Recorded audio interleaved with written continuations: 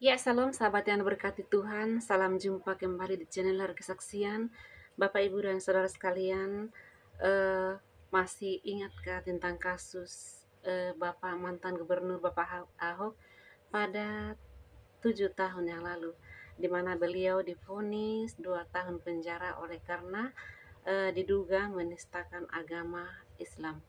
Lalu muncul sosok dengan pengakuan yang sangat luar biasa atas apa yang menimpa Ahok. Banyak orang yang eh, tertawa di balik semuanya itu. Tetapi percayalah bahwa apa yang eh, dikatakan Ahok sudah terbukti hingga saat ini juga. Bapak Ibu Saudara sekalian, siapa yang dimaksud? Berikut kita akan menyimak bersama-sama pengakuan dari Bapak ini. Selamat menyaksikan videonya. Jangan sampai satu tetes darah umat Islam tertembak malam ini. Kalau tidak, umat Islam akan bangkit 180 juta, saya bilang. Tolong bang, koordinasi dengan kawan-kawan jenderal di Mabes dan Hankam. Alhamdulillah, kalau sampai terjadi habis malam itu. Habis Isya itu saya telepon mereka. Karena saya mengisi kajian di Hankam, di Mabes, di Bais TNI. Karena saya lihat persoalan negeri ini, kenapa Ahok berani menghina Islam, menghina Quran, dari kelompok agama minoritas dan suku minoritas? Jawabnya sederhana, karena ada yang melindungi. Betul ya Pak? Sepakat? Kalau tidak ada melindungi, mustahil dia berani. Dia Cina minoritas, Kristen minoritas. Bapak tahu? Karena saya dari ilmu politik. Mau saya jelaskan ini, dari kacamata politik. Belum pernah dalam sejarah dunia ada calon pemimpin, apalagi setingkat gubernur, dibela dua negara yang berbeda haluan. Apa itu? Amerika dan China. China berkepentingan dengan ekonomi dan satu etnis, Amerika berkepentingan dengan agamanya, Protestan. Ibu, jujur kita sekarang bicara mundur sejarah Indonesia. Ya. Aceh puluhan tahun GAM ingin minta referendum merdeka. PBB masa bodoh, Amerika tidak merespon, dunia diam saja. Akibat apa? Aceh provinsi Islam terbesar di Indonesia. Mereka tidak mau Aceh menjadi satu negara Islam di Asia Tenggara. Bergeser kita ke bawah, Riau. Saya 9 tahun di Riau. Riau itu provinsi nomor 2 terkaya di Sumatera, Bu. Tapi nomor 2 termiskin di Sumatera sampai hari ini Riau itu. Profesor Dr. Tabranirat meminta referendum agar memisahkan diri dari Indonesia. Amerika diam, PBB diam. Karena apa? Riau 95% Muslim, Pak. Begitu Timur Timur minta referendum dari Indonesia, direspon PBB karena mayoritas Katolik. Umat Islam mayoritas tidak cerdas di Indonesia. Ada Profesor Dr. Kiai Haji membela orang kafir. Betul? Padahal saya jujur depan Kristen saya ngomong, saya keluar masuk gereja ini Bu. Saya sampaikan kepada mereka yang Kristen itu, Inggris, Prancis, Jerman, Belanda, tidak ada satu menteri pun yang beragama Islam. Negara demokrasi enggak Bu? Negara demokrasi enggak? Negara demokrasi. Indonesia negara demokrasi enggak? Negara demokrasi. Kenapa 5 menteri Kristen? Makanya mereka senang menghancurkan negara Islam itu. Al-Quran kita buka ya, supaya kita jujur, fair, objektif. Ibu sampaikan ayat ini kepada anak di rumah, kepada suami, kepada calon mantu. Surat 2 120. Ibu pakai mic ini Bu, tolong bacakan nanti ya, terjemahan aja, supaya kita sadar umat Islam jangan dibodohi sama Ahok laknatullah itu. Ya, terjemahan langsung. Dan orang-orang Yahudi dan Nasrani tidak akan rela kepadamu Muhammad sebelum engkau mengikuti agama mereka. Iya, makanya di video Ahok itu akan mengkristenkan dari Sabang sampai Merauke. Ibu tonton sudah kan? Saya nggak heran, memang kerjaan kafir begitu. Ini informasi dari Allah Bu. Satu, ada 3 informasi. Orang-orang Yahudi dan Nasrani, ini Al-Quran, percaya syukur tidak percaya kufur, akan memurtadkan kita sampai mengikuti agama mereka. Murtad. Caranya bagaimana Bu? Satu, lewat makanan. Kedua, lewat pendidikan. Yang ketiga, lewat jabatan. Yang keempat, lewat kesehatan. Yang kelima, lewat pendidikan. Mana? Oh ini ya. Bu lihat, masukkan ke sana. Ibu makannya di mana? Solaria? Yang punya siapa? Nasrani. Ibu makan di McD, KFC, yang punya siapa? Yahudi. Dulu tahun 70-an 80-an ibu sekolah di mana? St. Carles. Betul? Sapereus. Sekarang kan sejak muncul Al-Azhar, Al-Ijhar segala macam, anak Islam beralih. Kalau dulu 75% sekolah itu anak-anak muslim. Kadang orang yang rajin Senin Kemis sholat tahajud, baca Quran, tapi belum tentu membela Islam. Banyak kan seperti itu.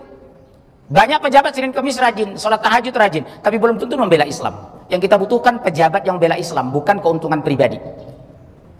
Saya lebih butuh Pak pejabat, nggak perlu Senin Kemis, nggak ada sholat tahajudnya, tapi membela Islam ketika jadi pimpinan. Itu yang hebat. Bukan seperti kemarin, 2,3 juta datang ke istana, dia tinggalkan istana, menganggap Islam bukan siapa-siapa dan bukan apa-apa. Begitu yang membakar masjid di Tolikara, dia sambut makan bersama. Ibu sakit nggak kemarin? Tersinggung nggak itu? Aneh kan, negara Islam terbesar di dunia, tapi masa bodoh ditinggalkan di sana. Ulama dibentak sama petugas. Luar biasa. Tunggu saja negeri ini, kalau terus-terusan Allah Islam dihina dan dilecehkan, Allah akan hancurkan negeri ini. Allah biarkan hancur, diazab. Yang kedua apa Bu? Jabatan. Begitu mereka nanti jadi menteri, jadi gubernur, jadi presiden, mereka angkat itu yang seagama, Kristen. Buktinya mana? Inggris, Prancis, Jerman, Belanda, Amerika. Ada nggak Pak di sana menteri Islam? Nggak ada kan? Indonesia, Islam terbesar di dunia, 5 menterinya Kristen. Itulah hebatnya Indonesia ini. Gampang kok mengujinya. Kok bisa begitu gitu loh. Maaf, hampir semua kepala negara yang terpilih belum memahami Islam, apalagi Al-Quran. Al-Quran hanya dimusabakohkan, belum dipahami dan diamalkan. Sepakat ya? Nah, yang kedua. Yang ketiga, kesehatan. Rumah sakit St. Carles, apalagi Bu di Bandung, Baremaeus, dan lain-lain. Makanya saya katakan haram kita berobat ke sana. Pertama, uang mengalir ke kas mereka. Yang kedua, ada salib patung Yesus, malaikat rahmat tidak masuk. Mentalkinkan pakai apa Ibu di bawah salib itu? Ya Pak ya? Malaikat rahmat tidak masuk. Uang masuk ke sana, agama kita kacau. Yang salah siapa? Umat Islam. Mereka nggak salah. Luar biasa saya lihat. Sementara ada oknum kiai malah membela beliau. ILC kemarin kan. Orang bilang buya, saya bilang buaya. Betul? Buaya darat. Aneh kan Pak? Profesor, doktor. Ya? Orang Padang lagi. Masya Allah. Luar biasa kan Indonesia ini. Risiko terburuk Bu. Risiko terburuk. Hancur. Ya? Yang kedua, pesan dari Allah. Langsung baca Bu. Orang Yahudi dan Nasrani tidak akan pernah senang kepada kamu. Terus apa kata Allah lagi? Katakanlah sesungguhnya petunjuk Allah itulah petunjuk yang sebenarnya. Oh, ada jalan keluar, solusi. Hebat kan Al-Quran itu Bu. Jalan keluar. Di kalimat pertama diperkenalkan musuh dan memusuhi. Diperkenalkan orang yang membenci dan mengepung kita. Tapi Islam diberikan jalan keluar. Qul inna hudallahi huwal huda. Katakanlah, petunjuk Allah itulah petunjuk yang benar. Ibu tahu artinya?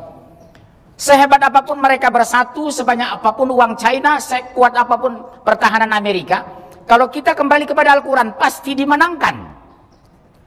Karena qul inna hudallahi huwal huda. Katakanlah petunjuk Allah itu petunjuk yang benar. Pasti yang benar, yang hak itu dimenangkan. Betul ya Pak? Karena Islam ini agama Allah. Contoh mana Pak? Rasulullah ketika perang Badar 300 melawan 1000 orang kafir, menang nggak Islam? Perang Khandaq Rasul 1000 orang, orang kafir Quraisy 10.000 orang, menang nggak Islam? Menang Pak. Teori mana yang bisa mengatakan 300 lawan 1000 menang 300? Teori mana yang bisa mengatakan 1000 menang melawan 10.000? Tapi dalam perjalanan sejarah Islam terjadi pada zaman Rasulullah. Akibat apa Bu? Komitmen kepada Al-Quran, dekat kepada Allah, yakin kemenangan, dimenangkan. Kita negara mayoritas gubernurnya kafir, kenapa kalah? Tidak kompak. Coba lihat mereka Bu, di share-share dari grup mereka itu. Jangan takut, umat Islam betul banyak, tapi mereka lemah, pecah dan rapuh. Harusnya itu jadi motivasi buat kita untuk kompak dan bersatu, agar kita kuat dan menang. Kalau sampai kondisi seperti ini masih juga menang Ahok jadi gubernur, dua kemungkinan. Pertama, umat Islam budak. Kedua, kemungkinan kedua, KPU curang. Betul kan? Kalau sampai kondisi sudah seburuk ini, masih juga menang dia. Dua kemungkinan. Orang Islam yang memilih budak atau KPU-nya curang. Teori politik tidak mungkin dia menang. Orang sudah dimusuhi kok. Bangkit 2,3 juta. Nggak butuh banyak Pak, 51% kita sudah menang. Jakarta 85%. Logikanya 24% orang Islam jadi setan pun kita masih menang. Logikanya begitu. Contoh seperti Medan. Islam 64%. Cina, Batak, Ambon, Flores, kafir, Manado bersatu di Medan memenangkan Effendi Simbolon. Tapi karena Islam bersatu menang Gatot. Wali kotanya juga begitu kemarin Pak. China Protestan sama dengan Ahok, melempar uang puluhan miliar ke masyarakat. Tapi umat Islam bersatu dan kompak. Ustadznya satu bahasa di masjid, ustadznya satu bahasa di majlis ta'lim. Menang Muslim, Melayu, Batak. Padahal presentasi Islam di Jakarta 20% lebih banyak di Medan. Di Medan 64, di sini 85. 21% Jakarta lebih banyak daripada di Medan. Tapi kenapa menang pemilihan gubernur dan wali kota? Karena kompak dan bersatu, kuat dan menang. Umat Islam di Indonesia tidak. Subhanallah. Nah, diberikan jalan keluar. Sedahsyat apapun mereka, kata Allah, kita akan dimenangkan. Yang ketiga, terus baca Bu. Dan jika engkau mengikuti keinginan mereka setelah ilmu kebenaran sampai kepadamu, tidak akan ada bagimu pelindung dan penolong dari Allah. Nah langsung Bu, diponis kita. Yang pertama, ada informasi siapa yang jahat menghancurkan kita. Yang kedua ada solusi. Yang ketiga maaf, ada sanksi. Kalau kamu masih mengikuti mereka padahal Al-Quran sudah diturunkan, Rasul sudah diutus, Ustadz sudah teriak, masih juga mengikuti pola pikir mereka, cara makan mereka, cara hidup mereka, cara pesta mereka, aku tidak akan menolong kamu lagi, kata Allah. Lepas tangan. Oleh sebab itu kita lihat, kemarin tidak tuntas dibahas itu Bu. Masalah apa kemarin? Surat 5, 51 sampai 57. Kita tuntaskan dulu. Surat 5 ayat 51 sampai 57. Tapi sebelumnya kita lihat dulu. Kenapa kita membela Al-Quran? Bukan nanti surat 5 ayat 51. Kedua 52, 53, 54, 55, 56, 57. Ibu lihat dulu buka. Kenapa kita habis-habisan membela Al-Quran? Buka Al-Quran surat 6 115. Al-Quran surat 6 115. Udah Bu, baca 6 115. Dan setelah sempurna firman Tuhanmu Al-Quran dengan benar dan adil. Bu, coba lihat. Telah sempurna Al-Quran, firman Allah sempurna. Kalau ada merasa peraturan demokrasi lebih lengkap dari Al-Quran, dia fasik. Kalau ada merasa peraturan lebih banyak, lebih hebat dari Al-Quran, dia munafik. Seperti Profesor Doktor. Tidak ditemukan katanya unsur penghinaan yang dilakukan oleh Ahok. Padahal dia sarjana agama, guru besar, mantan ketua PP. Setiap zaman itu ada munafik Pak. Setiap munafik ada zamannya. Mungkin dia mewakili untuk tahun ini. Betul, sepakat nggak? Sepakat? The best of munafik in year. Munafik paling hebat untuk tahun ini. Habis-habisan dia membela. Mohon maaf kalau ada ponakannya di sini. Bu, apa yang sempurna tadi? Kenapa kita all out membela Al-Quran? Pertama, karena Al-Quran firman Allah. Yang kedua, sempurna. Ketiga, pandangan hidup. Yang keempat, salah satu asbab kita masuk Islam dan masuk surga karena tunduk dan patuh kepada Al-Quran. Pastikan Bu. Makanya baca Al-Quran di pagi hari. Baca Al-Quran di sore hari. Karena fala khaufun alaihim walahum biyahzanun. Orang yang mengamalkan Al-Quran dan mengikuti kebenaran, tidak ada kekhawatiran di dalamnya dan mereka tidak bersedih hati. Itulah fala khaufun alaihim walahum yahzanun. Terus Bu, ayat itu? Tidak ada yang dapat mengubah firman-Nya dan Dia Maha mendengar, Maha mengetahui. Subhanallah. Apa Al-Quran itu? Benar dan adil. Jadi kalau ada kiai mengatakan lebih bagus memilih pemimpin kafir tapi adil daripada orang muslim zolim, mungkinkah orang kafir adil? Adil itu hanya Al-Quran. Mungkinkah orang kafir mengikut Al-Quran? Mungkin nggak Bu? Mungkinkah orang kafir mengamalkan Al-Quran? Enggak mungkin. Jadi di mana ini otaknya sekiai ini? Aneh kan Pak? Padahal yang adil dan benar itu hanya Al-Quran. Hukum yang benar itu hanya hukum Islam. Yang menguntung dunia akhirat hanya Al-Quran. Kok dikatakan orang kafir adil? Di mana otaknya kiai ini? Sepakat nggak dengan saya? Sepakat ya Pak? Aneh kan Indonesia? Ini klarifikasi resmi dari Allah. Orang yang mengamalkan Al-Quran itu tidak ada kekhawatiran dan mereka tidak bersedih hati. Karena Al-Quran sempurna, firman Allah. Yang kedua, tidak mungkin berubah dan diganti karena Al-Quran ada jaminan. Ibu lihat surat 15 Al-Hijr ayat 9. Inna nahnu nazzalna dzikra wa inna lahu lahafizun. Kami yang menurunkan Al-Quran dan kami yang memelihara. Perbedaan demokrasi dengan Islam. Demokrasi hukumnya berubah, Islam hukumnya pasti. Kedua, demokrasi hukumnya bisa dipermainkan dan dibeli, hukum Islam tidak dibeli dan tidak membias. Contoh, orang yang mencuri potong tangan, siapapun orangnya wajib dipotong.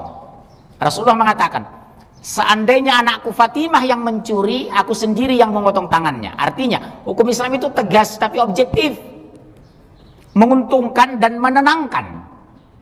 Ibu lihat, maaf ya Bu, negara kita pakai hukum kafir atau hukum Islam? KUHP dari Belanda. Belanda itu Katolik, Katolik itu kafir, kafir itu neraka jahanam. Kok bisa orang yang berhijab ikhlas memakai hukum kafir? Kok bisa orang yang mengucapkan inna solati wa nusuki wa mahyaya wa mamati memakai hukum Belanda? Aneh kan Indonesia? Waktu berjuang atas nama Allah, merdeka hukum kafir. Sama dengan Bapak bekerja di Pertamina, peraturan Telkom pasti dipecat. Pertamina dia energi, Telkom jasa komunikasi, berbeda Pak. Aneh kan? Bapak mobil BMW rusak dibawa ke bengkel Toyota, ditertawai. Punya uang banyak tapi kampungan. Lebih memalukan lagi, punya Toyota rusak dibawa ke bengkel Mercy. Sama dengan kita hari ini, Bu. Mengaku Islam tapi hukumnya kafir. Mengaku beriman tapi Islam dilecehkan. Mengaku negara Islam, menghina Al-Quran malah dibela. Kenapa dia berani? Minoritas agama, minoritas suku. Karena ada yang melindungi. Betul? Gampang kok teorinya. Kalau tidak ada melindungi, tidak mungkin berani dia. Ya Bu ya? Nah, sekarang kita lihat. Kenapa kita membela Al-Quran? Karena Al-Quran sempurna. Buka surat 69, 40 sampai 48. Tadi sudah kita lihat Al-Quran benar dan adil. Surat 6, 115. Sekarang surat 69, 40 sampai 48. Supaya jelas dulu. Yang ketiga surat 31, 1 sampai 6. Yang kedua surat 2, 1 sampai 4. Supaya kita lihat beda demokrasi dengan Islam itu.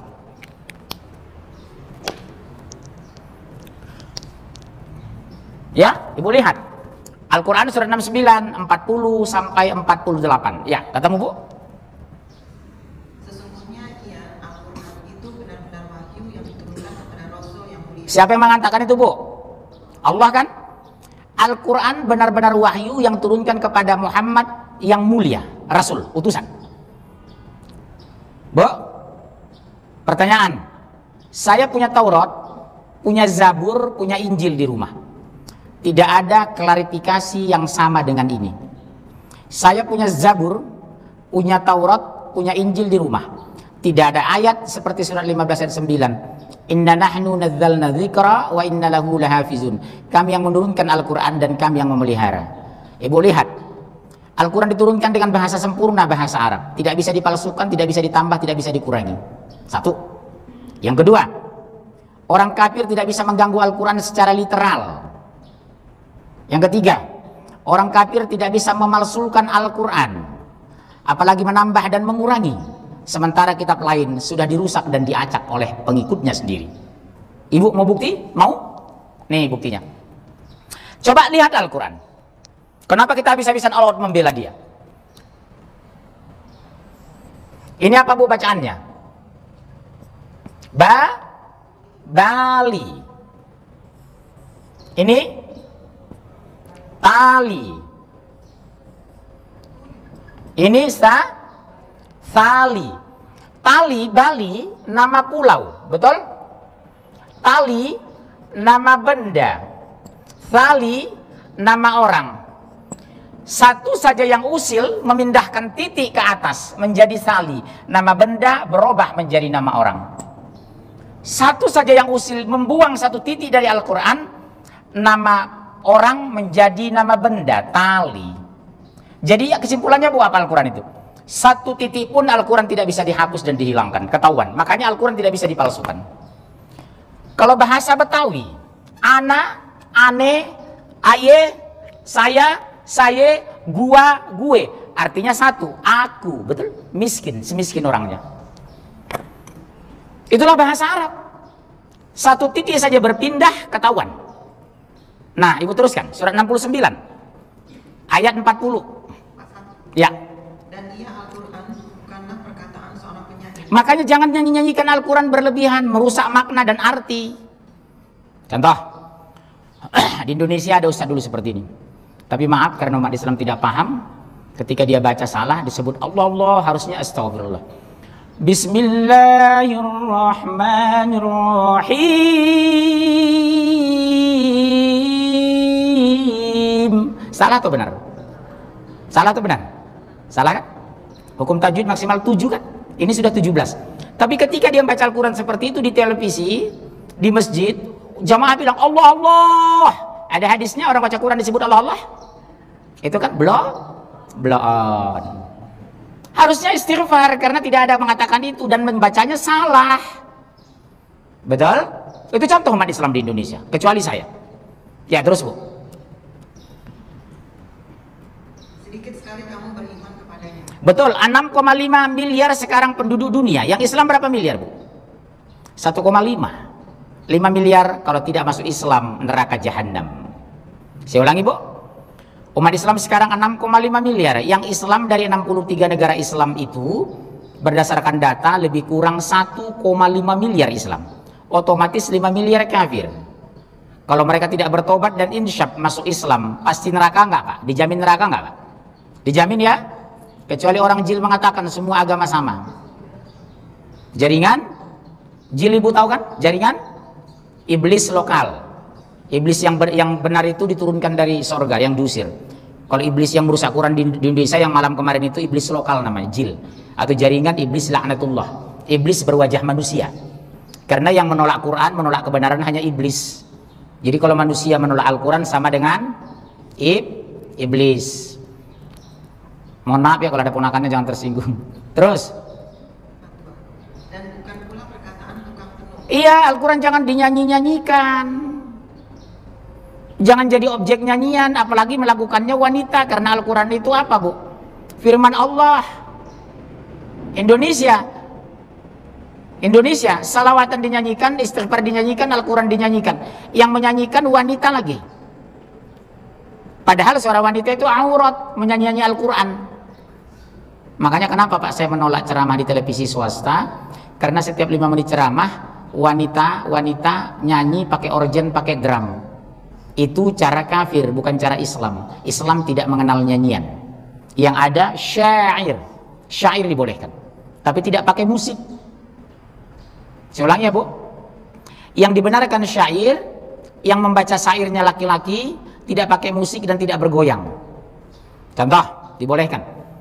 Bila Ijrail datang memanggil, jasad terbujur di pembaringan. Ibu kira-kira senyum nggak menyanyikan ini? Nggak bakalan kan? Ada teguran dan peringatan dalam lagu itu. Atau ketika Allah mengirim malaikatnya ingin mencabut nyawa manusia, dipertautkan 2 betis gemetar. Ibu nggak mungkin senyum baca syair ini. Itu dibolehkan, ditafsir banyak syair seperti itu. Tapi kalau udah menyanyikan dicampur dengan lagu, dengan musik, nauzubillah, tasyabbuh, man tasyabbah biqaum fahuwa minhum. Bu, ada lagi yang terbiasa di Indonesia yang harus saya kritisi. Apa? Tradisi ulang tahun. Itu dari kafir atau dari Islam? Ulang tahun kematian, ulang tahun kelahiran, ulang tahun pernikahan. Nikah perak, tembaga, emas, besi, apa lagi? Tiup lilin lagi. Sudah dipasang, ditiup. Kok untuk ditiup kenapa dipasang? Blow on, betul? Tiup lilinnya. Kok untuk ditiup kenapa dipasang, Tante? Aneh kan Pak di Indonesia? Itu di Matius Pak, ada. Acara ulang tahun itu ada di Matius, Alkitab Bible, Perjanjian Baru. Itu tradisi kafir. Islam ikut ke sana, bukan ikut ustadz. Ustadznya bawel. Masalahnya apa? Ustadz pun mengadakan acara ulang tahun pernikahan, disorot televisi, masuk SCTV, ditonton ibu-ibu, itulah jadi panutan, betul? Bu, ditontonkan sama ibu? Aneh kan? Subhanallah. Diacak dan dirusak. Terus ayat itu, ibu. Iya, Al-Quran. Sedikit sekali kamu mengambil pelajaran darinya. Dari 210 juta umat Islam di Indonesia, berapa persen cuma mengkaji Al-Quran? Selebihnya jiping, pengajian kuping. Apalagi tempat saya Bekasi itu. Jam 2 sampai jam 4 nyanyi-nyanyi di masjid nggak habis-habis. Kalau nggak salawatan, zikiran, Asmaul Husna. Saya belum temukan hadisnya Rasulullah mengajarkan Abu Bakar, Umar, Utsman menyanyi-nyanyikan Asmaul Husna. Ibu pernah dengar baca hadisnya, Pak? Pernah baca hadis? Nggak ada kan? Subhanallah. Itulah Indonesia hari ini. Bagaimana mau berkah? Terus? Iya, Al-Quran adalah wahyu yang diturunkan dan Tuhan seluruh alam. Betul, ada klarifikasi resmi. Al-Quran itu diturunkan oleh Allah. Ibu lihat, Allah Maha Tahu menurunkan Al-Quran, yang membawanya malaikat Jibril yang tidak lupa dan tidak dusta. Diterima Rasulullah yang mulia, diamalkan sahabat yang setia, sampai tabi'in wa tabi'in, sampai hari ini kita insya Allah masih membacanya. Kenapa Al-Quran mulia? Karena diturunkan dari yang maha mulia. Kenapa Al-Quran sempurna? Karena diturunkan dari Allah yang maha sempurna. Makanya hudalil muttaqin, petunjuk bagi orang bertakwa. Kenapa orang mengaku beriman masih stres? Karena petunjuk hidupnya bukan Al-Quran, bacaannya koran. Tontonannya bola. Ibu hati-hati, strategi menghancurkan pola pikir anak muslim 4. Anak kecil kita diumbar dengan sinetron menjelang maghrib sampai isya. Remaja kita digiring futsal dari asar sampai isya. Anak muda ibu yang kuliah digiring ke kafe, 8 jam di kafe. Suami ibu digiring nonton Piala Dunia, lupa tahajud dan bangun. Jadi 4 segmennya semua dapat jatah. Anak-anak kecilnya digiring sinetron, remajanya diumpan futsal, anak muda yang kuliah digiring ke kafe, orang tuanya nonton Piala Dunia dan Eropa. Selesai, berhasil mereka. Kata kunci di sini, Bu. Tapi ibu nggak sadar, Bu, jujur. Boleh mau jujur nggak? Siapa suami ibu masih hobi nonton bola dan juara Piala Dunia? Angkat tangan, masih? Ibu tegur malam, Pak, demi Allah, Pak. Papa sudah 52, 4 tahun lagi pensiun, kematian sudah pasti. Kenapa masih bertarung di depan televisi Piala Dunia? Mereka alihkan orang-orang dewasa di Indonesia dari olahraga Islam ke olahraga kafir, bola kaki. Olahraga Islam itu coba ilmiah, apa itu? Berenang, panahan, berkuda. Hasil penelitian pakar kesehatan, 3 olahraga ini adalah olahraga terbaik bagi manusia, baik fisik maupun psikis, kejiwaan. Renang, seluruh organ tubuh bergerak, pernapasan bagus, paru-paru terkontrol, apalagi jantung seimbang. Berkuda, melatih kesabaran, kedua keseimbangan, ketiga ketangkasan, yang keempat kecepatan. Memanah, melatih konsentrasi dan sabar. Hitungan detik kita bergerak, panah itu tidak tetap tepat sasaran. Jadi olahraga yang diajarkan oleh Rasulullah sempurna untuk manusia. Subhanallah. Tapi kenapa Bapak senang bola? Kalau saya alhamdulillah tidak suka itu. Digiring dihancurkan apa? Bola. Kedua apa? Tinju. Coba suami ibu di rumah kalau ada bola dengan tinju. Makan aja terlambat. Minum aja ditahan. Buang air besar tidak. Yang dilepas cuma buang air kecil. Bu, coba lihat. Yang lebih tidak mengenakkan lagi, sudah ada pelanggaran HAM di sana. Apa dia bilang? Jangan nonton bola kalau tidak dengan kacang Garuda. Terserah kita mau makan kacang apa, betul? Mau dia atur suami ibu. Anehnya suami ibu ikut. Pelanggaran HAM itu, hak asasi menonton. Udah, Bu? Sedikit sekali orang yang memahami, mengkaji Al-Quran di Indonesia, kecuali luar negeri, Bu. Seperti Malaysia, Brunei. Kepedulian mereka terlalu tinggi. Maaf, ibu ke Kuala Lumpur. Tidak dibenarkan di sana nada ring telepon pakai Al-Quran. Kedua, orang Nasrani tidak boleh di Malaysia menyebut nama Tuhannya Allah. Di sana mereka sudah mau coba-coba, Bu, menyebut nama Tuhannya Allah. Sama dengan di Bali kan, dapat teguran keras dari tokoh Hindu di Bali. Karena mereka coba-coba bermain di sana. Sang Hyang Yesus. Orang Bali marah, itu istilah Tuhan kami, kenapa digabung dengan Yesus? Ini penyamaran. Sekarang mereka bukan lagi kebaktian, pengajian. Jamaah mereka disuruh berkerudung di Jawa Barat. Di kampung sawah laki-lakinya pakai baju koko ke gereja. Ini penyamaran. Tapi umat Islam gak peduli, karena apa? Cici muai menengai kabeh. Ini yang harus kita benahi di Indonesia. Makanya mereka minoritas tapi berani. Terus ayat itu, Bu. Dan sekiranya dia Muhammad mengadakan sebagian perkataan atas nama kami. Ibu ngerti nggak ini? Seandainya Muhammad Rasul yang kita muliakan itu bicara kebenaran tidak pakai Quran dan tidak pakai dalil, apa kata Allah? Terus, Bu. Pasti kami pegang dia pada tangan kanannya. Terus, yang kencang, Bu, dekatin. Kemudian kami potong pembuluh jantungnya. Maka tidak seorang pun dari kamu yang dapat menghalangi kami untuk menghukumnya. Pertanyaan saya, Rasulullah meninggal wajar atau karena tidak wajar? Berarti dia tidak menyelewengkan Al-Quran. Makanya hati-hati. Ada oknum ustadz, saya lihat wawancara, tapi udah meninggal ustadznya. Ustadz, antum kenapa memasang tarif tinggi? Apa jawab ustadz itu dengan terkekeh-kekeh bulan Ramadan diwawancarai Global TV? Saya nonton soal waktu itu. Jawaban sang ustadz, biar aja mereka orang kaya kok. Artinya orang kaya di Indonesia jadi sapi perahan ustadz tertentu. Ngisi ke Sumatera, ke Deli Serdang, itu mereka minta 40 juta sekali ceramah. Kalau 2 kali sehari 80 juta, kalau 3 kali sehari 120 juta. Yang bodoh ngundang kok mau. Terang-terangan dia bilang, biar aja mereka orang kaya kok. Alhamdulillah ustadznya sudah meninggal. Ibu tahu itu ustadznya ya? Ustadz favorit ibu-ibu dulu. Subhanallah. Ini terjadi di Indonesia. Jadi ustadz jadi entertain, jadi hiburan dan penghibur, sama-sama dengan laki-laki panggilan gitu. Kenapa tidak diberkahi? Mantan pelacur jadi ustadz, narkoba jadi ustadz, drummer jadi ustadz. Akhirnya semua menghalalkan. Jamaah saya Jakarta Selatan, Bu, menghantam saya habis karena membela ustadznya. Saya mengatakan tidak ada tradisi ulang tahun dalam Islam itu tasyabbuh. Tidak ada rebonding, tidak ada nyambung bulu mata, segala macam. Itu hukumnya haram, menambah-nambah dalam tubuh. Oh, ustadz saya boleh kok. Apa salahnya? Ustadz bapak ibu siapa sih anu? Ya wajar. Wajar, Bu. Di Malaysia ustadz itu pakai sertifikat. Harus memenuhi persyaratan. Makanya muncul ustadz di televisi. Untuk mengangkat pemimpin, memilih pemimpin tidak perlu lihat agamanya. Kalau naik pesawat nggak lihat, nanya pilot apa agamanya katanya. Betul? Ustadz kesayangan ibu, jamaah, oh jamaah, betul? Inilah yang masuk ke Indonesia. Subhanallah, besar sekali tempat uangnya itu ya. Mudah-mudahan yang masuk banyak ya. Karena apa yang kita berikan hari ini, itu yang kita dapatkan besok di akhirat. Insya. Terus Bu, kita teruskan. Dan sungguh Al-Quran itu pelajaran bagi orang-orang yang bertakwa.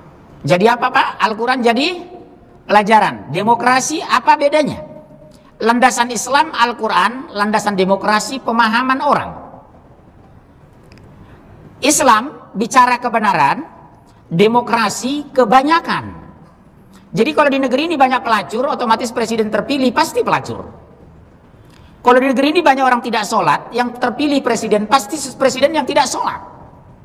Kalau negeri ini banyak sekuler, pasti presiden terpilih orang sekuler. Karena kebanyakan bukan kebenaran. Itu perbedaan yang paling pas untuk demokrasi dan Islam. Yang kedua, hukum dalam demokrasi bisa dibeli dan dipertanyakan. Sementara hukum Islam pasti tegas dan menguntungkan. Yang ketiga, pemilihan pemimpin dalam demokrasi siapapun boleh mencalonkan. Pemimpin dalam Islam harus berkualitas dan dipilih oleh orang yang berkualitas. Contoh, ini si Mas ini, kameraman. Beliau kita calonkan jadi presiden misalnya. Ada 5 tes. Pertama, pasti baca Al-Quran. Kedua, memahami Al-Quran. Ketiga, mengamalkan Al-Quran. Yang keempat, memperjuangkan Al-Quran. Yang kelima, siap berjihad demi Al-Quran. Dari 5 calon, ternyata yang paling bagus adalah beliau. Yang memilih ini orang berkualitas. Beliau terpilih menjadi presiden Indonesia. Itulah Islam. Seperti di Aceh. Aceh itu semua calon anggota, semua calon wali kota, bupati, gubernur di Aceh itu wajib fasih baca Quran. Hanya 2 provinsi yang seperti itu. Aceh dan Nusa Tenggara Barat. Subhanallah. Sumatera Barat yang Islamnya kental, Jawa Barat Islamnya sangat banyak, belum melakukan itu. Cicing white. Di Sumatera baru Aceh, Indonesia Timur, NTB. Bapak lihat Aceh? Maaf, angkat tangan. Siapa yang pernah ke Aceh dalam 5 bulan terakhir? Bapak ya? Bapak orang Aceh? Pernah ke Aceh? Tahun berapa, Pak? Oh, udah nggak usah cerita, Pak. 20 tahun yang lalu. Ibu lihat, tsunami dihancurkan Allah di Aceh itu. Sekarang Aceh jalan paling mulus di Indonesia. Mereka sekarang menerapkan syariat Islam, hukum cambuk.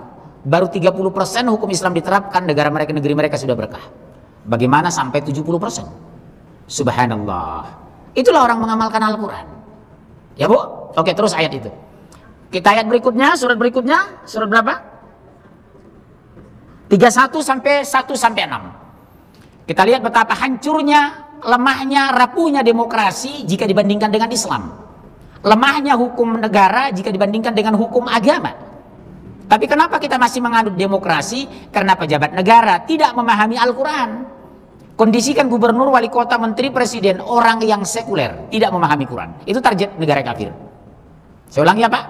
Target negara kafir, kondisikan pejabat yang terpilih tidak memahami Al-Quran. Terjadi di Indonesia hari ini. Ya, baca Bu. 31, 1 sampai 4, 6. Alif Lam Mim. Inilah ayat-ayat Al-Quran yang mengandung hikmah. Bu, mengandung hikmah enggak? Bu, jujur. Siapa ibu yang hari ini belum bisa baca Al-Quran 1 juz per hari? Angkat tangan. 1 juz per hari, angkat tangan. Sebelum dihisap di padang mahsyar, kita hisap dulu di Al-Bina. Pertanyaan, hidup 1 hari berapa jam? 24 jam. Ibu tidur cukup enggak 6 jam? 24 jam kurang 6 jam berapa? 18. Ibu memasak, belanja segala macam 6 jam, tinggal 12 jam. 12 jam ibu ngaji 6 jam. Ngaji gini taklim maksudnya. Tinggal 6 jam. 6 jam bercanda dengan anak suami 4 jam. Ada 2 jam lagi. Baca Quran 1 juz cuma 1 jam. Caranya, ibu tahu caranya. Habis subuh. Subuh kan ini jam 4 lewat 7. Habis subuh sampai menjelang jam 6. Itu masih ada 1 jam setengah. Kemana ibu hari itu? Ngurus anak 1 jam setengah. Banyak-banyak anaknya, Bu. Baik, habis subuh ibu ngurus anak. Saya terima sementara. Ya. Pembelaan diri saya terima, ibarat di pengadilan. Ya. Saya jawab, oh saya tidak punya supir Pak, ngantar anak sekolah. Bagus, pulang ke rumah jam 8. Jam 8 sampai jam 10 ngapain di rumah? Masak. Baik, saya maafkan ibu terus. Teruskan aja, saya aku mau diri dulu. Keluhan ibu, sampai meninggal nanti. Ya. Oke ya. Habis zuhur asar. Habis maghrib mengapain ibu? Nah, ada waktu kan? Habis Isya jam 7 kurang 5 sampai jam 8, jam 9 baru tidur. 2 jam ke depan, 1 jam bercanda dengan suami. Kurang lama bercanda 1 jam. 1 jam, 1,5 jam. Ba'da maghrib sampai Isya. Tapi ibu izin sama suami. Mas mohon maaf, Mas mau makan sekarang atau habis Isya? Kenapa? Kalau Mas mau makan sekarang, saya temani, saya izin nanti ya habis Isya membaca Al-Quran 1 juz. Bisa? Kita mulai nanti malam? Bisa? Ibu tahu keuntungan baca Al-Quran itu. Sudah sering saya katakan. Fala khaufun 'alaihim wa lahum yahzanun. Tidak ada kekhawatiran, di padang mahsyar diberikan ketenangan. Begitu ibu dimasukkan dalam kubur, pertanyaan, man rabbuka, man nabiyuka. Ada satu makhluk akan datang. Jangan takut, aku dulu yang engkau baca. Jangan takut, aku dulu yang engkau sedekahkan. Jangan takut, aku yang dulu sering bangun malam. Oh bapak sedekah nggak bisa karena gaji kecil. Bagus, saya maklum. Pak, saya nggak bisa tahajud, termati kambuh, silakan. Baca Quran tidak merugikan, tidak mengganggu orang, menguntungkan tanpa biaya. Satu-satunya ibadah yang praktis, pahalanya besar, tanpa biaya, tanpa menyita waktu, hanya membaca Al-Quran. Bun. Ibu tahu di mana penghafal Al-Quran terbesar di dunia? Ada 2 negara. Ibu tahu di mana? Palestina dengan Kashmir. Penghafal Al-Quran paling banyak di dunia, Palestina yang di atas mereka bom dari Israel, Kashmir yang di atas kepala mereka rudal peluru dari India. Semakin dibom semakin rajin baca Quran. Jadi satu-satunya cara, Jakarta ini harus dibom dulu, baru baca Quran kembali, baru kompak kita. Kalau nggak dibom nggak kompak. Kalau nggak dihina Ahok Al-Quran itu, nggak ada yang membela Al-Quran. Masih syukur ada yang menghina rupanya ya. Baru sadar orang surat 5 ayat 51. Kalau nggak diangkat Ahok di Pulau Seribu, nggak sadar orang bahwa surat 551 itu pasti hukum Allah. Jadi ada hikmahnya Al-Quran dihina itu. Saya tidak mengatakan untung, tapi hikmah. Beda untung dengan hikmah. Kalau untung berarti bersyukur kita dihina Quran. Kalau hikmah kita belajar dari peristiwa. Itulah hikmah. Bisa mengambil pelajaran dari sebuah peristiwa penghinaan oleh Ahok. Pakai kol-kolah lagi Ahok. Subhanallah. Terus Bun. Sebagai petunjuk dan rahmat bagi orang-orang yang berbuat kebaikan. Oh, ternyata orang diberikan petunjuk dan rahmat itu kalau melakukan kebaikan. Makanya muncul Al-Quran, Bunda. Buka surat 24 ayat 54. Surat 24 ayat 54. Lihat di sana. Kalau ibu melaksanakan demokrasi tidak pernah turunkan rahmat. Tapi kalau ibu melaksanakan Al-Quran, kita dirahmati. Rakyat, negara, dan bangsa ini. Itulah beda demokrasi dengan Islam.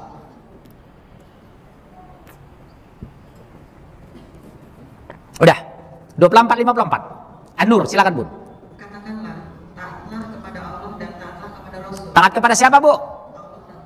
Ibu kandung kita pun yang melahirkan kita 9 bulan 10 hari dalam rahimnya. Demi Allah tidak wajib taat jika beliau tidak mengikuti Al-Quran dan Sunnah. Walaupun ibu kandung, ya. Ini saya tegasin ya Bunda. Bunda harus berani ngomong objektif sama anak. Nak, ikuti mama sepanjang perintah mama tidak bertentangan dengan Al-Quran. Ketika menyimpang, haram kamu mengikuti mama. Contoh. Menjelang maghrib ibu sakit. Nggak bisa makan, menyuap. Anak ibu satu-satunya laki-laki di rumah kelas 3 SMA. Andi, ya nak, mama lapar nak, mama sudah lemas, tolong mama dikasih disuapi makan nak, pakai sendok. Iya ma. Baru 4 sendok ibu diberikan makan sama anak Andi kelas 3 SMA. Kedengaran sayup-sayup kedengaran, hayya 'alas shalah. Karena si Andi beragama dan mengenal Islam. Mohon maaf ya ma, saya ke masjid dulu, sudah masuk maghrib. Jangan, makan dulu mama selesai. Dia berhak meninggalkan perintah mamanya. Karena perintah Allah, panggilan Allah lebih tinggi daripada tinggal mama. Panggilan itu bisa panggilan sholat, panggilan haji, itu masih ditolak. Satu yang tidak bisa ditolak, panggilan mati. Kalau panggilan haji orang bisa menghindar, panggilan sholat orang masa bodoh, tapi panggilan mati. Kullu nafsin dha'iqatul maut. Betul? Yang satu ini bisa Bunda mengelak? No.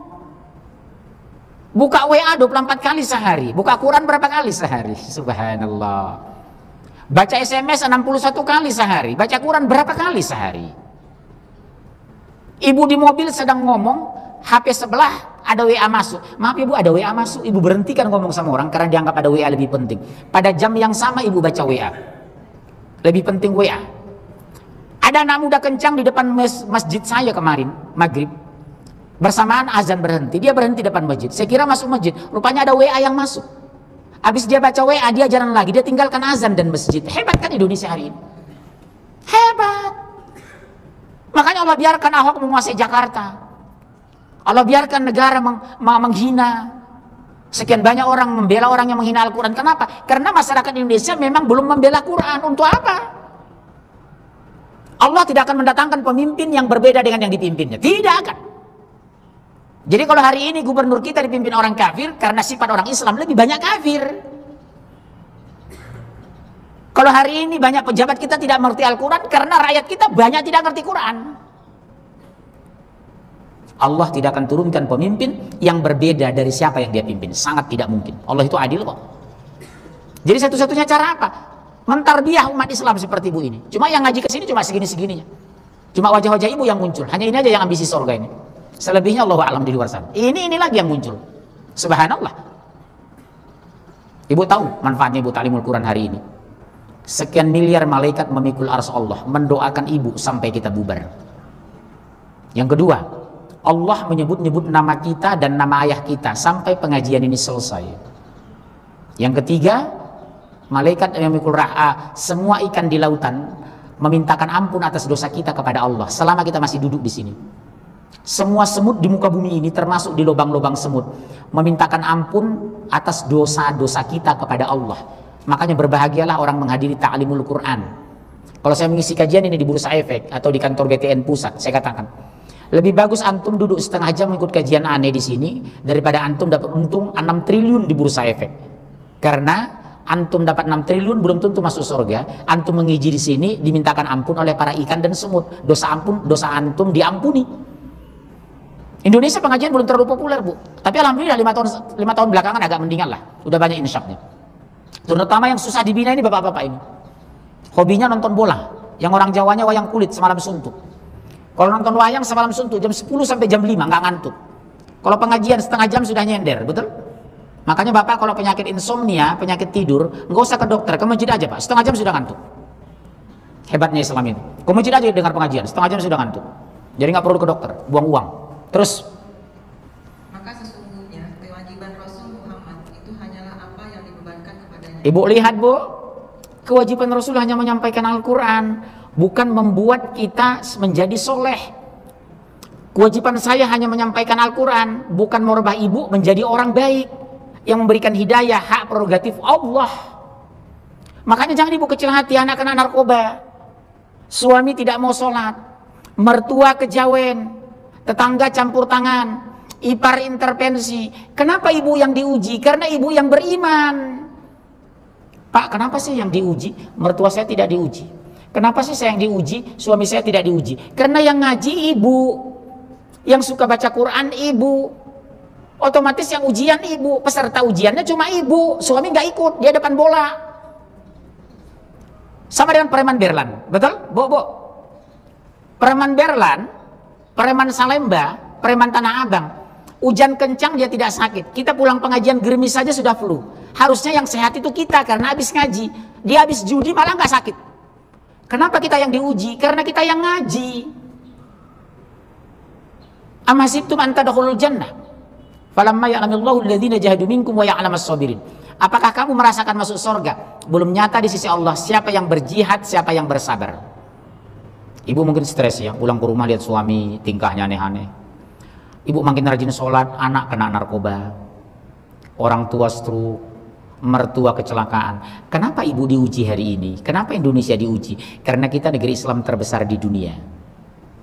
Tugas Rasul hanya menyampaikan Al-Quran kok. Tugas ibu hanya menasihati anak kok. Tugas ibu 3, menasihati anak, mendoakan dalam ketulusan. Yang ketiga, ketauladanan. Yang keempat, tawakal. Selesai. Ibu tidak bisa berhak anak menjadi soleh. Yang membuat soleh itu Allah, bukan kita. Yang tugas kita mendidik dengan sungguh-sungguh. Ibu berikan ketauladanan, doa dalam kesungguhan, tawakal. Selesai. Ibu jangan stres. Nanti ibu stres meninggal, yang enak suami ibu kawin lagi.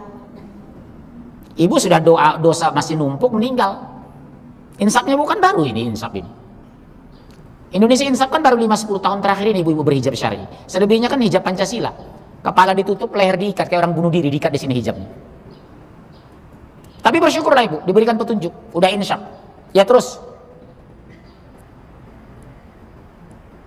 Terus? Apa kewajiban kita Bu? Al-Quran dan Sunnah. Makanya di atas ayat itu ibu waspadai, ibu cermati. Qul ati'ullah wa ati'ur rasul. Kewajiban patuh hanya kepada Allah dan Rasul yang diproteksi Allah. Karena itu yang pasti. Ustadz bisa salah, saya bisa keliru, ulama bisa menyimpang, kiai bisa sesat. Sepakat? Yang kasus-kasus padepokan kemarin, tiga-tiganya sorbannya segedeban Vespa. Betul ya? Itulah kalau tidak berakidah. Mengalir ke sana otak orang. Uang terkumpul 200 miliar. Kepalanya ditutup sorban segedeban Vespa. Dari dulu saya teriak-teriak. Hati-hati yang punya padepokan, nanti digiring, diperkosa, uang diambil. Kenyataan demi Allah hari ini. Saya teriak 10 tahun lalu di Pondok Indah, tapi orang mencibir sama saya. Sekarang nyaho. Rasakan akibatnya. Berobat 90 juta, 40 juta. Sekarang sudah disikat habis. Saksi korban cerita sama saya, Bu, diminta 40 juta. Dimatikan lampu, ulat diletakkan di kepala korban. Supaya jangan kelihatan diletakkan, lampunya dimatikan dulu. Tangannya tidak lepas dari tasbih, tapi otaknya iblis. Terjadi di Indonesia. Saya teriak dulu di Pondok Indah, waspadai gerakan-gerakan yang bernamakan ustadz seperti itu, saya bilang. Mereka itu penipu besar, penjahat besar. Sekarang kenyataan, terimalah. Dulu saya dihujat orang, Bu, waktu teriak saya di Jakarta Selatan, waspadai. Karena saya sudah mencium ke sana, sudah digiring, Pak. Targetnya apa? Orang-orang kaya, orang-orang elit. Gak ada kan jamaahnya yang miskin di sana. Dia tidak penting, tidak terlalu berkepentingan dengan jamaah miskin, karena nggak ada uangnya. Yang diambil apa? Artis, high class, istri pengusaha, istri jenderal, anak-anak menteri, karena uangnya besar. Saya sudah, gelagat mereka sudah kecium sama saya dari dulu itu. Tapi umat Islam nggak percaya karena saya ini orang Batak. Batak lo katanya, habis gue. Subhanallah. Terus? Jika kamu taat kepadanya, niscaya kamu mendapat petunjuk. Iya, taat dulu Bu, baru dapat petunjuk. Baca Quran dulu baru dapat ketenangan jiwa. Patuh dulu, hidayah baru ditambah. Ini kata kunci, ini logika. Bekerja dulu baru minta gaji, profesional dulu baru minta jabatan, taat dulu baru dapat petunjuk. Makanya saya giring, dekati Quran, baca Quran, imani Quran, agar petunjuk diturunkan. Ibu tahu ciri-ciri yang dapat petunjuk? Ibadahnya lebih bagus dari kemarin, sedekahnya lebih banyak dari kemarin, ketaatannya lebih kuat dari kemarin, doanya lebih khusyuk dari kemarin. Itulah orang dapat petunjuk, ada progres. Kalau ibu merasa hari ini 1 juz, besok 1 juz, sampai mati 1 juz, berarti ibu gak dapat petunjuk, stuck. Kalau ibu hanya rutinitas ngaji, pulang ngaji, sholat biasa, stuck. Sudahkah kita sedekah setiap hari? Sudahkah pernah kasih rinso sama marbot masjid? 1 rinso sekilo cuma 16.000. Ibu kasih sama marbot masjid, 1 bulan dia bisa mencuci bersih busananya, dipakai untuk sholat. Selama sebulan dia melaksanakan sholat dengan busana sarung yang bersih tadi, selama sebulan pahala mengalir kepada ibu, padahal modal cuma 16.000. Enak kan jadi orang baik itu? Gampang kak jadi orang soleh itu? Ibu beli Lifebuoy 3.500, beli 2, dia cukup 2 minggu mandi bersih. Dengan mandi bersih, tubuh bersih, dia sholat, bersujud dan kepada Allah. Selama 2 minggu dia bersujud kepada Allah, dari air sabun yang dia pakai ibu sedekahkan. Selama 2 minggu mengalir pahala kepada ibu dari sabun yang harga cuma 7.000. Sudahkah ibu sedekah sabun kepada marbot masjid? Jadi sedekah itu gak harus tunggu kaya. 5 liter ibu berikan kepada marbot masjid, 5 hari anak istrinya makan, selama 5 hari mereka sholat tahajud baca Al-Quran, pahalanya mengalir kepada ibu. Sudahkah ibu sedekah beras hari ini? Harus kita koreksi hari ini. Jadi sedekah tidak harus kaya. Oh nggak sanggup beli sabun 2, beli 1, cukup seminggu orang mandi 3.500. Sudah ibu pernah, jujur, siapa yang pernah bersedekah sabun rutin kepada marbot masjid, angkat tangan. Ibu sudah sedekah rinso sekilo kepada pengurus masjid, marbot masjid, angkat tangan. Ibu pernah nggak rutin seminggu mengantarkan sarapan pagi marbot masjid? Belum tentu, padahal cuma 6.000 lontong sayur di Jakarta. Belum tentu dilakukan. Ustadz saja pun kadang ceramah, kue aja belum tentu ada di meja, betul? Subhanallah. Di situ pak, nggak di meja, yang katakan di meja. Ya, harusnya di meja sebelum saya makan. Saya dari rumah tadi jam 5 pagi loh bu.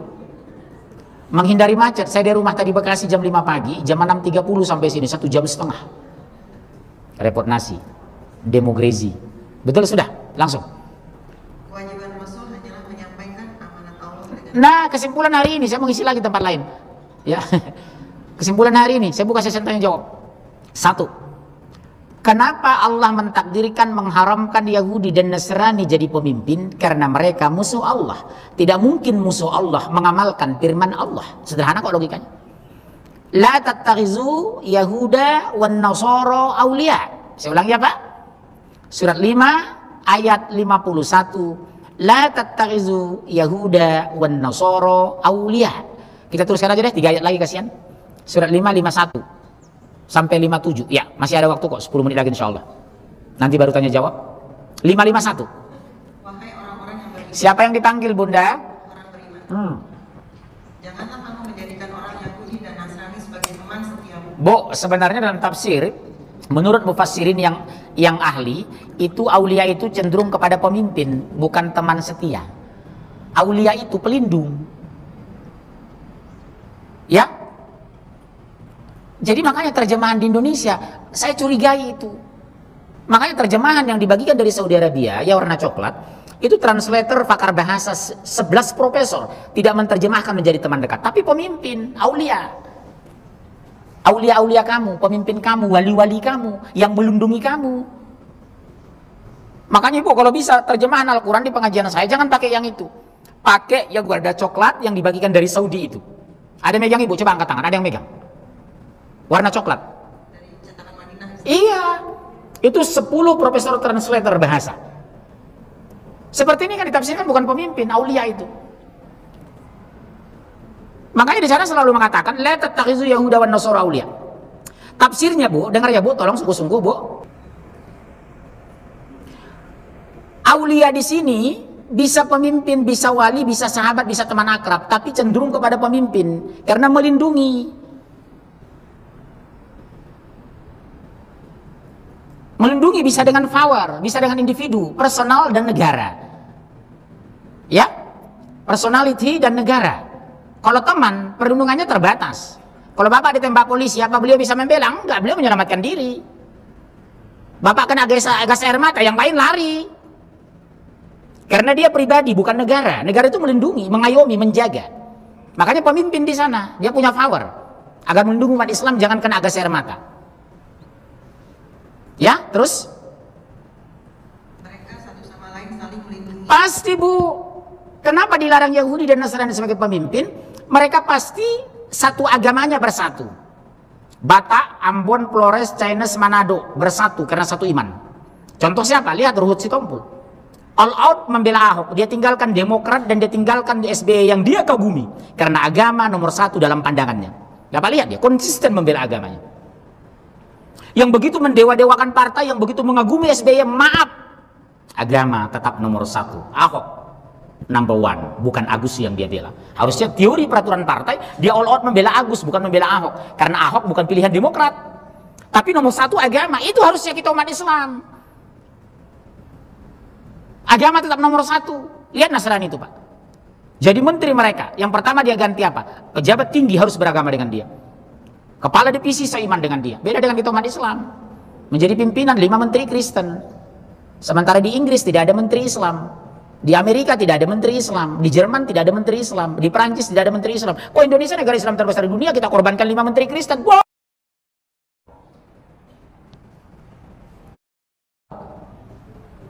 Subhanallah. Makanya saya bilang sekali-sekali kenapa sih presiden kasih orang Medan? Karena orang Medan itu yang berani. Lihat Jenderal Faisal Tajuk. Begitu dilantik menjadi Panglima TNI sama Pak Harto, dia pulang ke Medan ziarah ke makam bapaknya. Dia bersumpah di atas makam bapaknya, demi Allah ayah, lebih bagus aku tidak jenderal kalau aku tidak membela Islam. Pulang ke Jakarta, semua Panglima Kodam, Kepala BIN, Kepala Staf Darat Laut Udara, seluruhnya Muslim taat. Zamannya Faisal Tajuk. Lihat ada Malik menjadi wakil presiden. Belum ada kepala pemerintahan di dunia waktu itu di acara resmi terang-terangan membela Palestina. Begitu pidato resmi di Istiqlal, waktu saya nonton itu, Bu. Dia bisa-bisa belakang umat Islam harus bersatu membela Palestina.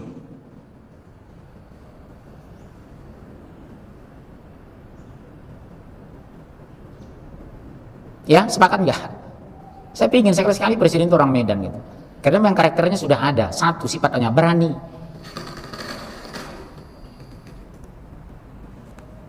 Coba Ibu lihat, Pulau Jawa dijajah Belanda 350 tahun. Sumatera cuma 3,5 tahun. Kok betah? 300 tahun, 360 tahun. Ini enggak. Yang model-model begitu yang dipilih. Terimalah hasilnya. Lihat 10 provinsi Sumatera. 9 provinsi menang Prabowo. Karena di sana agama bisa dijadikan pemersatu. Saya masih bisa teriak di Medan bicara Quran. Quran masih didengar kalau saya ngomong di Pekanbaru. Tapi kalau di Jakarta ini coba lihat berapa banyak yang all out dari masjid ketika saya tegas la tattakhizu yahuda wan nasara auliya. Diharamkan menjadikan orang Yahudi dan Nasrani sebagai pemimpin karena dia terlanjur akrab dengan orang kafir. Betul kan, Bu? Jadi kalau maaf, Bu, kalau kami Sumatera itu terbalik. Doktrin kami agama bukan negara. Jadi dimanapun tetap nomor satu agama. Jadi pejabat apapun agama nomor satu. Yang kita perjuangkan agama. Jadi kalau kami merantau dari rumah itu, yang dikasih itu sarung, Pak. Sarung itu simbol sholat. Kalau Jawa Tengah lain lagi, agama podo kabeh, sing penting wonge apik. Nggih? Hah? Iya. Makanya lihat Solo itu. 2 periode Fransiskus Caperius Katolik menjadi wali kota. Padahal calon kuatnya ada orang berhijab, anak istrinya berhijab. Yang menang tetap kafir, Fransiskus Caperius. Akibat itu tadi, opini yang dibangun bukan agama. Semua agama sama, rusak. Sama dengan pemurtadan. Kalau di Sumatera orang murtad, kalau nggak dibunuh diusir. Kalau di Pulau Jawa satu rumah dengan murtad biasa. Di Jawa Tengah empat agama satu rumah. Bukan ngopo-ngopo, yang penting wongnya api. Betul ya? Ibu lihat, Jogja, Solo, Gunung Kidul, satu rumah itu 4 agama. Kalau kita nggak bisa, Bu. Kalau nggak dibunuh diusir. Itulah yang harus kita perbaiki Pulau Jawa ini, Pak. Dikendalikan orang kafir karena dibilang semua agama sama. Subhanallah. Betul ya, Bu? Terus ayat itu, Bu. Barang siapa di antara kamu yang menjadikan mereka pemimpin, maka sesungguhnya dia termasuk golongan Kafir. Matinya fasik. Kalau kamu angkat jadi pemimpin, kamu kampanyekan seperti Nusron, bukan Nusron Wahid ya, Nusron Purnomo, sepupu ibu barangkali. All out membela ini sekarang Ahok. Matanya sampai keluar itu di ILC itu. Betul kan? Jadi ada nifaq, penyakit munafik itu. Ada penyakit dalam hatinya kata Allah. Terus ayat berikutnya, penjelasan di sini. 52. Maka kamu akan melihat orang-orang yang hatinya berpenyakit segera mendekati mereka. Iya, rame-rame mengarah ke sana, segera mendekati mereka. Persis ayat ini kondisi Jakarta hari ini. Kamu lihat orang yang ada penyakit dalam hatinya, nifaq, munafik, rame-rame segera mendekati mereka. Karena ada uangnya, ada janjinya meskipun palsu. Persis ayat ini, realita Jakarta hari ini. Subhanallah. Terus Bu. Seraya berkata, kami takut akan mendapat bencana. Iya, nanti kalau nggak kita pilih Amerika ngepung loh. Investor tidak masuk. Pembangunan mandek karena programnya bagus. Masjid mau dibangun 4, gereja 400. Kan itu kan bahasa mereka. Orang yang bagus dia harus kita dukung dong. Nanti kita dapat bencana kalau nggak dia menang. Itulah ucapan orang munafik di Jakarta ini. Seperti si sapi yang kemarin.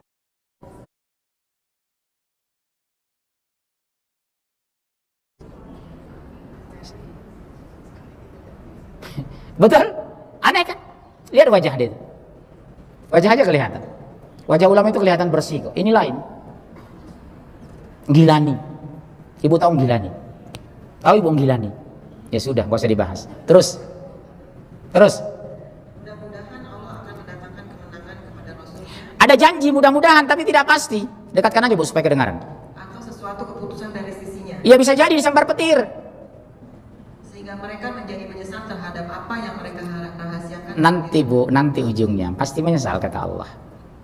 Atau aku yang mengambil keputusan terhadap mereka. Jadi nggak perlu bangkit kita nanti, Allah ambil keputusan terhadap mereka. Bisa jadi meninggal, disambar petir, kena kolera, DB. Bisa jadi. Karena ini ayat sudah ada informasi dari Allah. Biar Allah yang mengambil keputusan terhadap mereka. Nggak usah emosi kita. Biar aja lah kita doakan. Terkait dengan ayat ini boleh nanya dikit? Nggak boleh, nanti aja. Karena tanya boleh nggak? Ya enggak gitu. Kalau Ibu bilang Pak mohon maaf saya bertanya, saya kasih jalan tadi bertanya. Karena buku peluang nggak boleh ya nggak boleh dari saya gitu. Apa kira-kira Bu? Nah sekarang ini kan umat muslim sudah bersatu Ustaz. Iya belum juga, enggak. Yang kemarin sudah turun, belum seluruhnya. Iya. Tapi maksudnya kalau misalnya memang ternyata si engkoh itu menang, saya sampai menyebut namanya aja nggak bisa Ustaz. Enak ya. Daripada saya enak gitu. Jadi si engkoh itu menang tetap gitu. Seperti Ustaz tadi bilang mungkin karena ada kekuatan lain, karena dicurang. Ada yang melindungi. Ada yang melindungi. Nah kita ini umat Islam apakah harus tetap menerima dan seperti di ayat 52 ini menunggu azab Allah? Ada dua, kita tunggu komando dari ulama aja. Karena kita patuh sama ulama ya. Ketika nanti MUI mengatakan bangkit, Allahu Akbar, Ibu siap bangkit, siap logistik. Makanya selalu pertanyaan saya dapatkan hari-hari belakangan ini seperti itu. Bagaimana Ustadz kita menyikapi? Saya jawab, kita tunggu perintah dari ulama.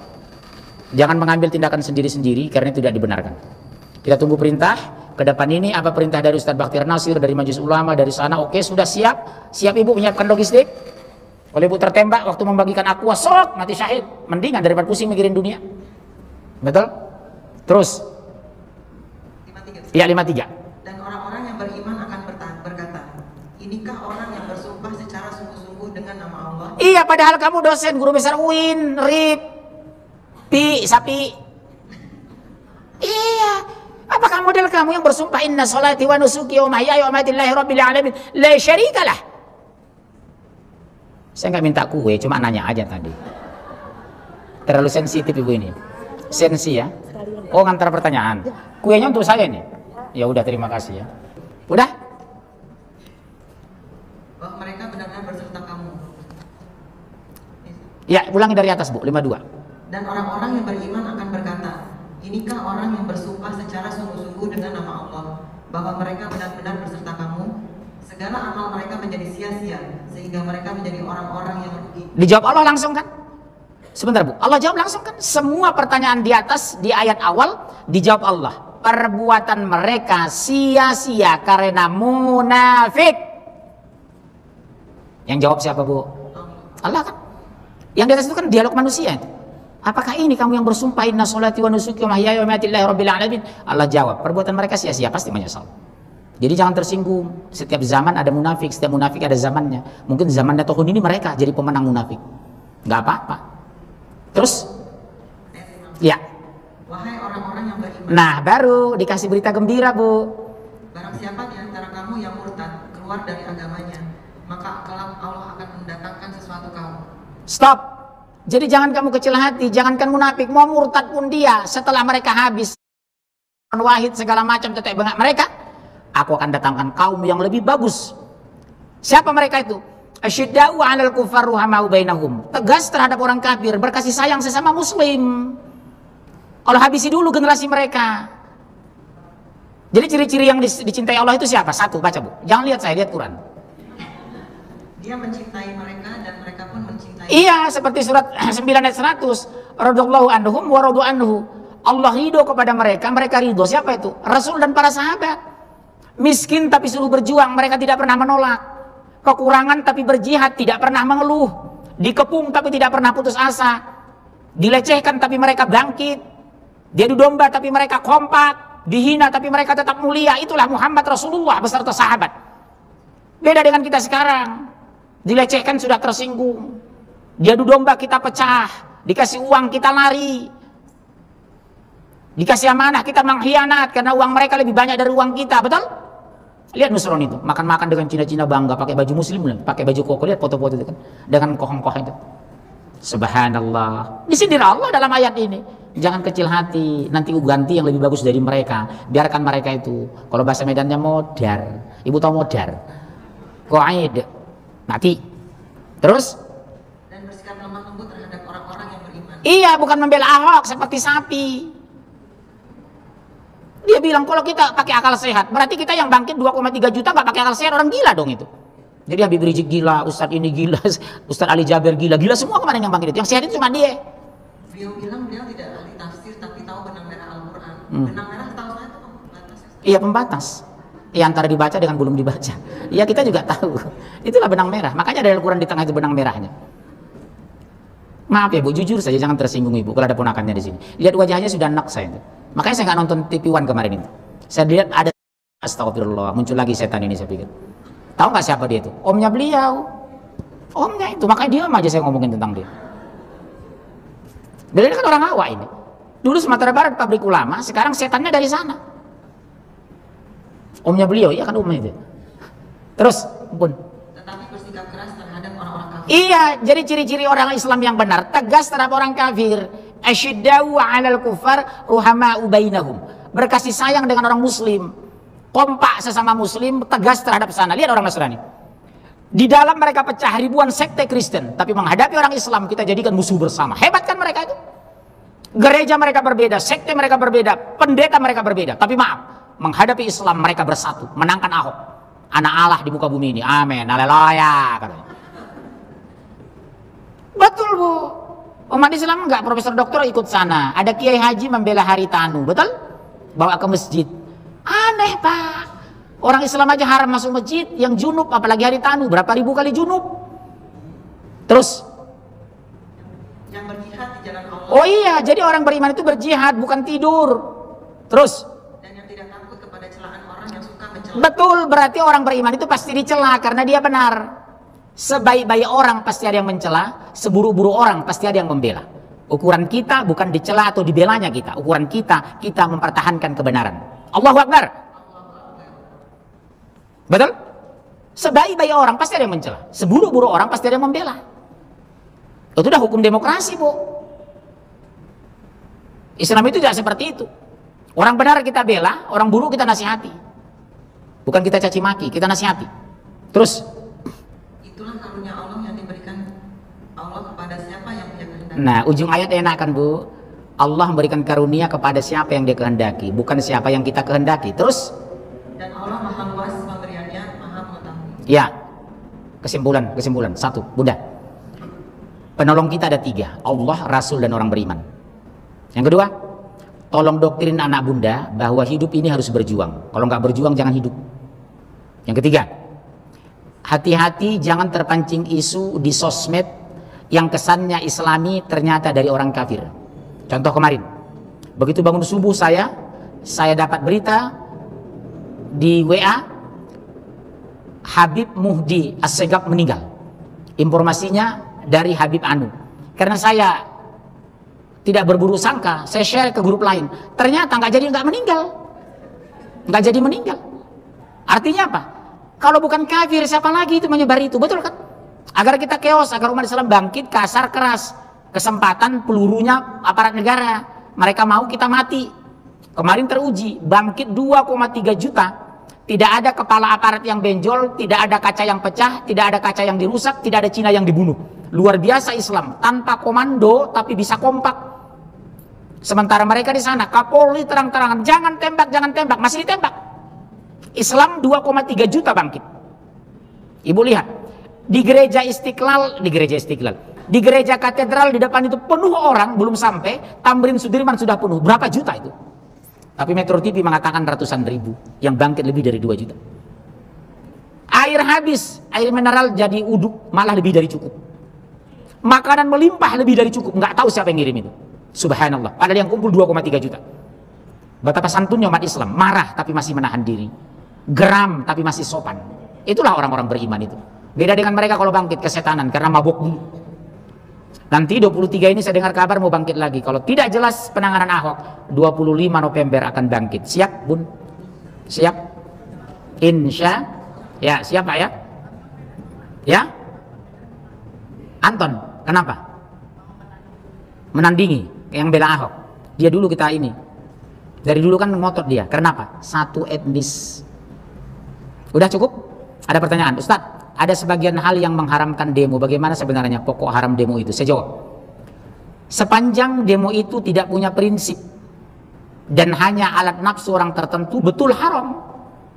Tapi jika itu dijadikan satu-satunya cara untuk menegakkan dan membela agama Allah, sebagian ulama membolehkan.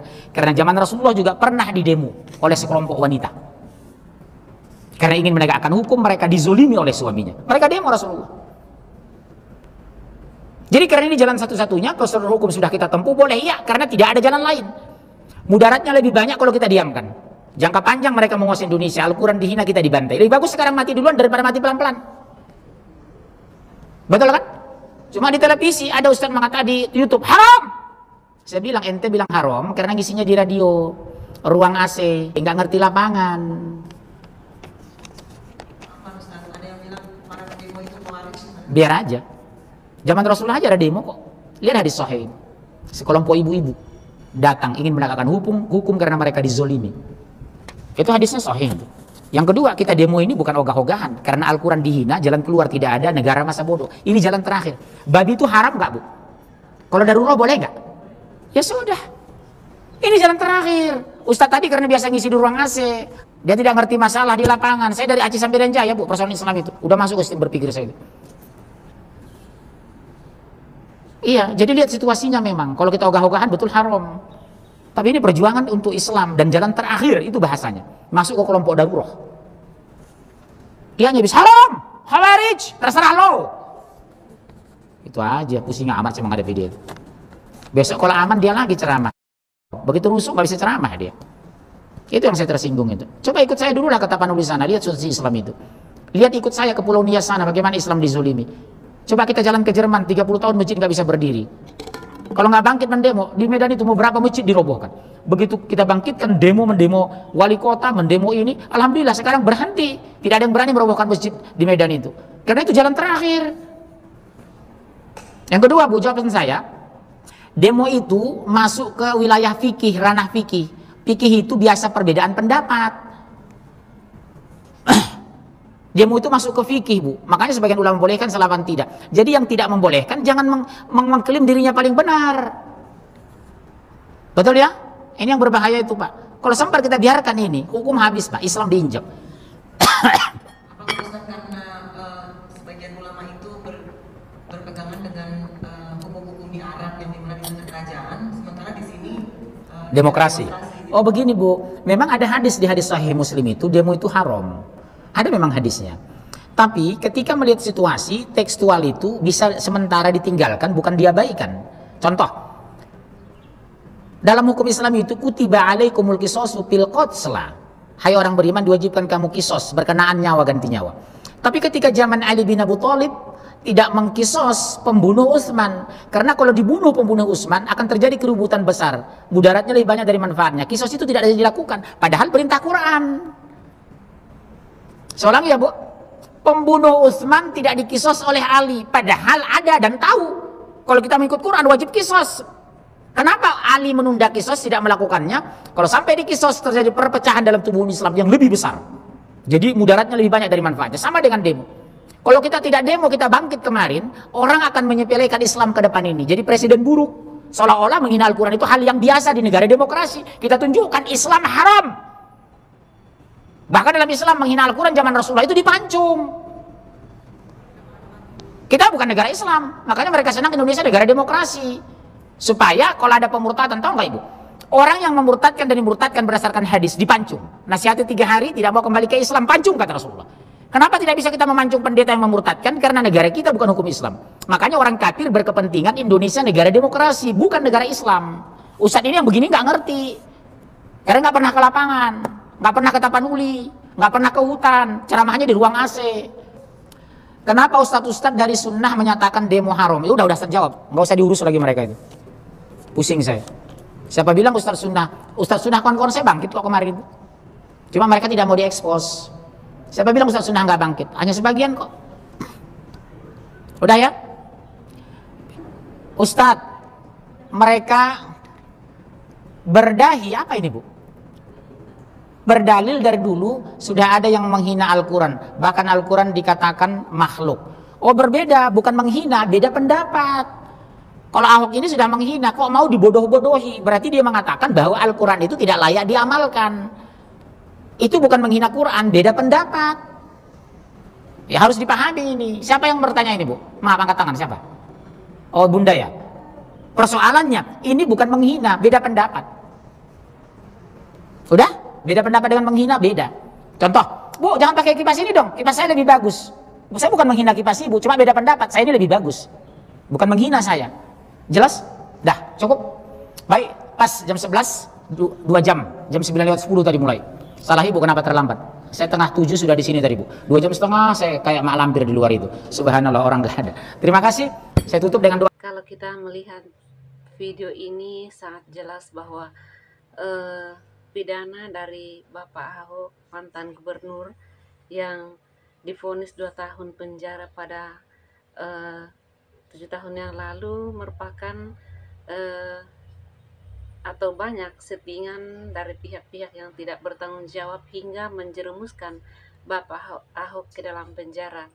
Tetapi apa yang terjadi saudara sekalian, saat ini kita banyak menyaksikan benar saja terjadi atas apa yang disampaikan oleh Ahok dengan rasa dan dari dalam lubuk hati yang paling dalam, hingga banyak yang menelan korban hingga saat ini.